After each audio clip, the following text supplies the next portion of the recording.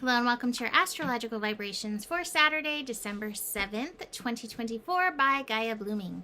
I am Mimi and our energy mantra for today is I allow the flow to influence my divine perspective. Here I am for a weekend edition of your daily scope because there's a lot going on. So on Friday, later in the day, we just had Mars go retrograde. It's literally just about 2 hours ago from this recording. And we're about to have Venus shift signs. And for Saturday, we're going to have Venus and Pluto together, and we're going to have a Sun-Jupiter opposition, and we also have Neptune going direct. So it felt aligned to show up and be like, there's a lot going on. I feel like the biggest thing that we're going to be working with today is Venus moving into Aquarius and connecting with Pluto. Any connection with Pluto is meant to transform. And so Venus moving into Aquarius, actually, I would say that Pluto is influencing Venus and Venus is influencing Pluto in this connection. So we want to be really aware of that in today's energies. The fact that Venus is at 0 can often feel graceless, and that plus this Mars retrograde may have us all feeling a little topsy-turvy. So do be aware of that and see where you can lean into this transformation energy, again, that we're going to get into. But the Sun-Jupiter opposition is also informing this, which is really interesting to me. This feels like a call to light support, light support from the universe.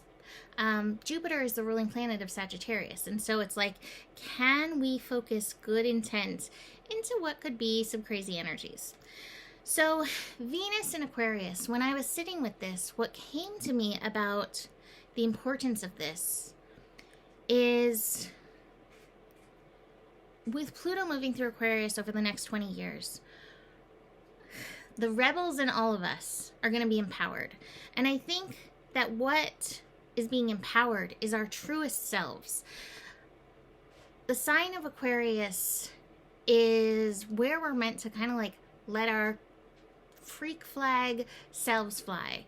Whatever that means. If it means pink hair, if it means, I don't know, doing things your own way. Like living according to you, not living so much according to society. We learn how society works with Capricorn, and then we break the rules with Aquarius. So Pluto wants to empower the breaking of the rules.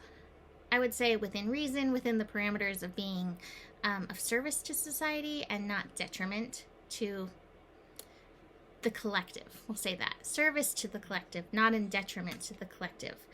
Now, Venus is where we have our worth, our talents, our gifts, and some of those things can be frowned upon by society. When I was going in the direction of astrology and natural healing and all kinds of things, I had a lot of people kind of talking down to me about that. Oh, that's not very respectable. That's not respected. You can't do that.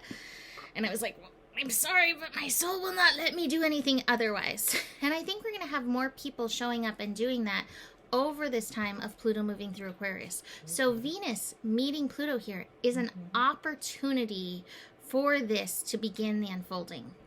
Venus is interesting because Venus can represent money. Venus can represent our talents and gifts. Venus can represent relationships and love and beauty. And in Aquarius, none of the rules apply. We throw away all those rules. And so hopefully Pluto is empowering these places where we have been tied down. Here's the conditioning card. Where we have been tied down and where we can find ourselves shifting and changing. Now, is the change happening today? It looks like no. But here's the process. Sometimes the process is just noticing those parts of yourself that you hold back, your talents and gifts that you hold back. And Pluto's like, why are they in the shadows? Why are they hanging out in the caves? How can we bring them forward? Because those are the pieces the collective, true society, wants and needs for us. Venus in Aquarius can also change up relationships. It can bring more freedom to relationships. It can change all of those levels. So for the next almost month, we may be feeling a little shift. Now again, that Sun-Jupiter opposition is a beautiful influence in this because they're saying, like, look around. And how can you shift your perspective in and through this energy? How can you see it as divine? How can you see it, I don't know, unfolding in beautiful ways? Truly, this is a powerful mind shift. And this began as we had Mercury opposite Jupiter the other day. And Mercury will have another Jupiter opposition once it goes direct. So we have opportunity to use this mind shift, but be aware of that. You may have some push and pull when it comes to perspectives. And again, especially with Venus at 0, Venus meeting Pluto, people may want to try to push their views on you today. But you get to choose what you're going to believe. You get to choose the thoughts you're going to hang your hat on, the thoughts that are going to let you lead. Now, like I said, the other interesting thing is Neptune going direct. And as Neptune goes direct, it's going to be making its way towards Aries, which is going to be a whole other can of worms. But if you remember this year, we had a bunch of time where Neptune was sitting at 29. And I really do feel like that was kind of the can of worms that we're still unfolding, with things being real, things that have been golden illusion, like Hollywood, for instance, and everything that's been happening with Diddy, for instance. All of that being revealed, I think, is part of Neptune finishing up in Pisces and kind of ripping the veils off of everything. So with Neptune going direct, that's the biggest energy that we have going on in this moment. If you have your sun or anything at 27, you may feel this going direct. For most of us, it'll be like, did something happen? Maybe. Not necessarily a huge feeling shift.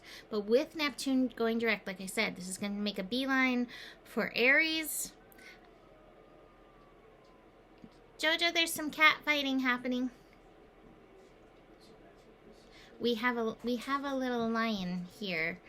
And he and the wolf are like, can a lion and a wolf coexist? They're doing good. They're doing pretty good. Anyway, Neptune will be making a beeline towards Aries, but it will be finishing up these final degrees. I'll be back. But watch for where Pisces is in your chart, because there's going to be a lot of action happening here in the next few months.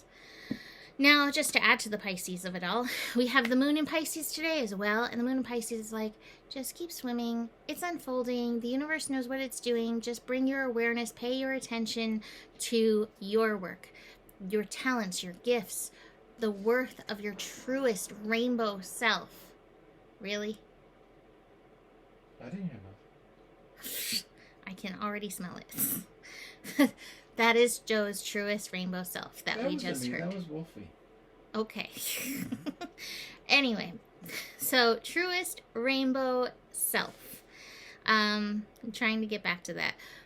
Moon in Pisces, truest rainbow self, connecting to spirit, connecting to God universe in any given moment.